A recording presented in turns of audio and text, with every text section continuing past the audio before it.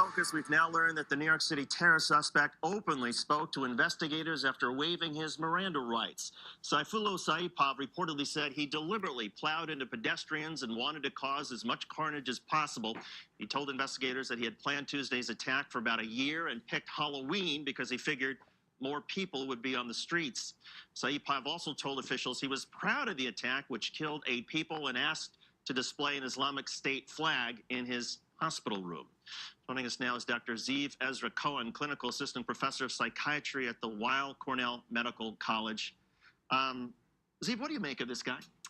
Well, I think that, first of all, it's important to say that the vast majority of Muslim immigrants to this country are not radicalized or have any intent to do harm. But I think that when you look at individuals who have been radicalized after having been in the West for a period of time, they generally fall into 2 categories. Either they have a psychiatric disorder, and that might include a criminal behavior or psychopathic behavior, and we saw that particularly in France, or they may have difficulties adjusting to the West, and that leads to a psychological crisis. Do you suspect the latter, given that this guy seemed disenfranchised, he didn't join a mosque, he was angry about his trucking career? Absolutely. So we're thinking in a sense that these individuals may have some sense of resentment, anger, alienation, and that makes them vulnerable to radicalization, again, through a crisis of identity that leads to a collision course with normal society. Is there anything particular about the videos or propaganda that people with that sort of mindset might be susceptible to?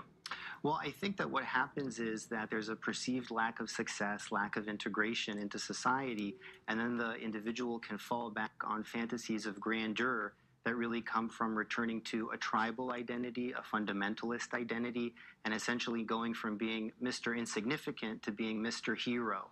And I think that the ISIS propaganda is very effective by focusing on the so-called heroic nature of these attacks, so-called martyrs. What about Islamic State? Why wouldn't they try to take credit for something like this when this guy's wanting to display an Islamic State flag? Well, they're certainly a very cynical and devious organization. They're quick to claim credit when the attacker has died in the attack. In cases where the attacker hasn't died, perhaps they want to give that individual an opportunity to mount some kind of a defense, some kind of plausible deniability.